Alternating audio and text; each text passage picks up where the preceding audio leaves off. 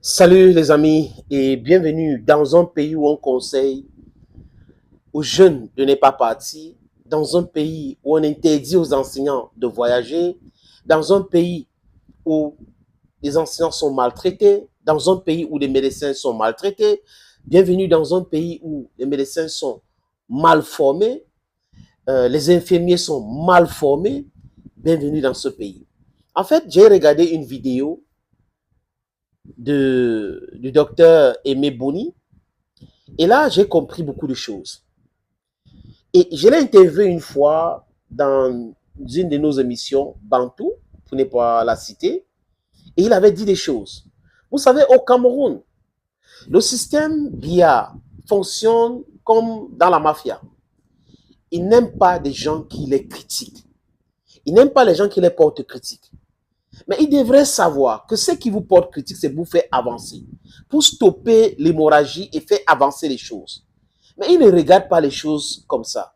Ces gars-là pensent que quand ils ont pensé mal, tout le monde doit comprendre que c'est comme ça et penser aussi mal et faire mal. C'est ce qu'on appelle la kakistocratie, la gouvernance par l'incompétence. Quand vous regardez des gens qui n'aiment pas mettre a square peg in a square hole, you understand. You see people where there's a situation, they enter into denial before accepting and trying to look for a cosmetic solution. Donc, ils sont systématiquement dans le déni. Ça ne va pas, non, non, c'est du sabotage, vous n'avez pas le droit à montrer des trucs comme ça, alors que des gens souffrent. Les Camerounais n'arrivent pas à se soigner dignement dans nos hôpitaux. Mais ça n'intéresse pas les activistes anti-étau, football et autres là. Ce n'est que la distraction qui est le dada, parce que ceux qui sont au pouvoir payent 7 ans pour continuer à distraire la population. La situation qui s'est passée à l'hôpital gynéco-obstétrique de Ngoussou, à Yaoundé, et à l'hôpital général, les amis, au début de cette semaine, c'est un scandale. C'est un scandale d'État où on devrait voir le ministre prendre la parole, organiser une conférence de presse pour s'expliquer. C'est un scandale où le président lui-même devrait se prononcer. Mais vous savez, au Cameroun, on dit, il a nommé un ministre, est-ce que c'est à lui de faire ce travail? Mais les gens n'ont jamais voté un ministre.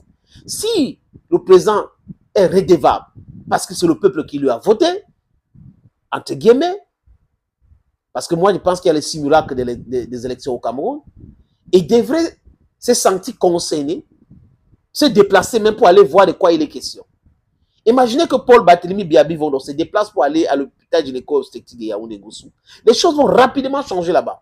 Imaginez qu'il fait un tour du côté de l'hôpital Jameau. Ils ne vont pas raconter les histoires que le courant est parti, il n'y a pas le carburant dans le groupe électrogène. C'est incongru tout ça, les amis. Mais on peut comprendre. Quand Aimé Boni, je répète, parce que lui, il a fait une vidéo où j'ai regardé, c'est intéressant. Quand Aimé Boni parle de problèmes de formation de nos aides-soignants, de nos soignants, il sait de quoi il parle. Parce qu'il y a ce problème de conscience professionnelle. Vous ne pouvez pas voir un accidenté, on vient à l'hôpital, aux urgences, avec une femme qui a fait un accident, elle est morte, son enfant est vivant, et personne ne prend en charge cet enfant. On est en train de dire le chirurgien a fait ci, le chirurgien a fait ça. Et le monsieur qui a transporté cette femme est très en colère et a filmé les amis. Welcome to Cameroun. Vous savez pourquoi ça se passe comme ça? Parce que la quasi-totalité de ceux qui gouvernent le Cameroun partent se soigner à l'étranger. Oui, la quasi-totalité. Évacuation sanitaire, l'argent du contribuable. Et pas de là où les gens prennent au sérieux les plateaux techniques dans les hôpitaux. Parce que les gens pensent que construire un hôpital, c'est des papins. Non, l'hôpital, ce n'est pas le papin. C'est le plateau technique qui parle sous le contrôle des experts en la matière. On peut avoir un hôpital qui ne soigne pas les gens parce que quand les gens sont malades qui viennent là-bas, on ne voit pas les maladies parce qu'il n'y a pas d'équipement pour pouvoir faire des examens. C'est de ça qu'il est question aujourd'hui. Et en plus, le personnel médical n'est pas motivé. Quand vous ne les payez pas bien, vous êtes ministre, vous êtes directeur, vous payez bien, vous avez les privilèges. Le carburant, vous ne payez pas rien, vous ne payez. Vous ne pouvez pas comprendre le problème du peuple. Vous ne pouvez pas, vous pouvez faire des discours le 10 février pour raconter des choses et tout, des choses inexactes. C'est tout ce que vous pouvez faire, les amis. Voilà un problème qui est sérieux. Les gens sont malades, ils n'arrivent pas à se soigner. Et ceux qui arrivent même à l'hôpital, ils trouvent le personnel soignant mal formé et sans motivation. Les amis, je vous montre cette petite vidéo, les amis, à l'hôpital gynéco-obstétrique. Cette accidentée, cette maman morte et qu'on l'a secouru sans son bébé. On vient à l'hôpital, elle est derrière un pick-up et l'hôpital n'arrive pas à prendre en charge cet enfant. C'est un scandale. Je ne sais pas si cet enfant est encore vivant, les amis. Je vais vous montrer cette petite vidéo. Je ne sais pas si l'enfant-là est encore vivant, comme je l'ai dit. Je vous montre. Voilà, nous sommes à l'hôpital Génico. Nous sommes à l'hôpital Génico avec un cas d'urgence. La maman a eu un accident avec son enfant. Elle est déjà décédée dans la voiture. Voilà l'enfant ici à l'entrée. L'enfant ici à l'entrée, personne ne veut prendre cet enfant en charge. Vous-même voyez ce pays. Voilà l'enfant qui est en train de partir dans un centre d'urgence. L'enfant est là, personne ne prend en charge. Là voilà, on appelle le chirurgien, on appelle Washington. Voilà l'enfant qui est en train de mourir. Personne ne veut s'organiser. C'est ce pays-ci qu'on veut, n'est-ce pas? C'est le pays-ci qu'on veut, n'est-ce pas? Si cet enfant meurt, vous allez confirmer. Voilà l'enfant qui a Covid. Elle respire. Elle respire. Hôpital Génico de Yaoundé. Hôpital Génico de Yaoundé. La maman est décédée. Voilà l'enfant qui respire. Ils sont incapables de prendre cet enfant en charge. Voilà la réalité de ce pays. Voilà ça.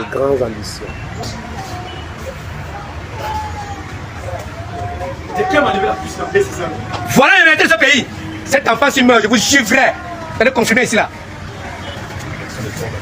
Je dis que l'enfant s'il meurt, personne ne va sortir là-dedans. Hein? Personne. Voilà l'hôpital de référence. C'est ça le Cameroun. Voilà ça. Vous-même témoignez. Voilà le Cameroun. De grandes réalisations. Voilà le Cameroun. Oui, ça c'est l'image du Cameroun. Un pays où tout le monde, du moins ceux qui gouvernent, 99,99% pas de se soigner à l'extérieur. 99,99% de leurs femmes, quand elles sont enceintes, elles partent accoucher à l'extérieur. Ah oui, parce qu'ils ne veulent pas qu'on les touche ici, parce qu'ils savent qu'ils n'ont rien fait ici, ils n'ont rien préparé ici. Les hôpitaux ne sont pas uniquement les bâtiments. Construire les hôpitaux, ne sais pas, on a construit les bâtiments. Non. Non. C'est le plateau technique. C'est facile à comprendre. Acheter le matériel dans les labos, dans ces hôpitaux. Former les gens bien. Payer le personnel soignant bien. Il faut bien les traiter. Voilà, c'est simple à comprendre, les amis. Voilà un problème qui dure depuis longtemps. C'est quoi le truc? C'est quoi l'idée? Ils veulent même quoi? Ils ont tout pris. Mais la moindre des choses, c'était de donner même la santé. Les moyens de se soigner, je veux dire. Les gens ont même l'argent qui souffrent pour avoir. Mais ils n'arrivent pas à se soigner parce qu'il n'y a pas de plateau technique. Les gens préfèrent nous distraire avec les bâtiments. Ils préfèrent nous distraire avec la malformation. Ils préfèrent nous distraire avec l'imposition de certains de leurs enfants dans les filières où les enfants ne méritent pas.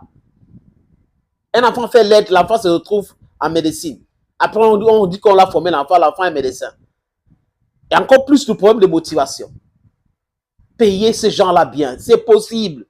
Couper les salaires de ceux qui sont au gouvernement, les ministres. Les fonctionnaires sont mal payés, la plupart. Mais il y a certaines cliques qui ont beaucoup d'argent. L'argent de bons de carburant, on peut couper pour payer les salaires des gens. On peut réduire le train de vie de l'État pour pouvoir payer bien ce gens-là. C'est possible. C'est possible. Les amis, je vais vous montrer une autre vidéo d'un hôpital, toujours, à Yaoundé. Cette fois-ci, c'est l'hôpital Jamo. Et à l'hôpital Jamo, c'est gravissime parce que il y a eu délestage et les autorités de cet institut hospitalier disent quoi? Ils disent que il n'y a pas le carburant dans le groupe. À l'hôpital Jamo de Yaoundé, ils n'ont pas honte. Ils disent qu'il n'y a pas le carburant dans le groupe. Et à Ronsofa, regardez les amis. Voilà, nous sommes à l'hôpital Jameau de Yaoundé, où il y a eu coupure depuis 19h, et on nous fait comprendre que le générateur n'a pas de carburant. Nous avons des gens en urgence qui sont sous oxygène. Et on nous fait comprendre qu'il n'y a pas de carburant. Un hôpital sérieux. Nous sommes à l'hôpital Jameau. Voilà, c'est dans le noir. Partout. C'est dans le noir. Nous sommes dans le noir. À l'hôpital Jameau. Un hôpital sérieux. Où il y a des gens qui sont dans les urgences. Il y a des gens qui sont sous oxygène. Et on nous fait comprendre qu'il n'y a pas de carburant. Le groupe s'est arrêté. Il n'y a pas de carburant. Dans Yaoundé, nous avons plusieurs stations ouvertes pour avoir du carburant. Un hôpital sérieux doit avoir des réserves. Voilà.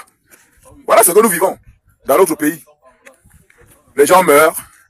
Les responsables, bon, on écrit assez. Ceux à qui on doit écrire, ils sont en train de dormir. Ils sont sous la lumière chez eux. Ouais. Voilà l'hôpital sérieux. Ouais. Dans une république qui se dit sérieuse. Voilà. Le groupe est là. Il est là en panne sèche. Voilà la vraie image de nos hôpitaux. Voilà, là que les hôpitaux au Cameroun sont devenus des centres commerciaux. C'est du business. Public comme privé. Privé, on peut comprendre. Mais public, c'est-à-dire que c'est l'État, c'est le contribuable. Mais c'est du business. Ils font des chiffres d'affaires. Vous arrivez à l'hôpital, ce qui les intéresse, c'est combien est-ce qu'ils peuvent prendre chez vous.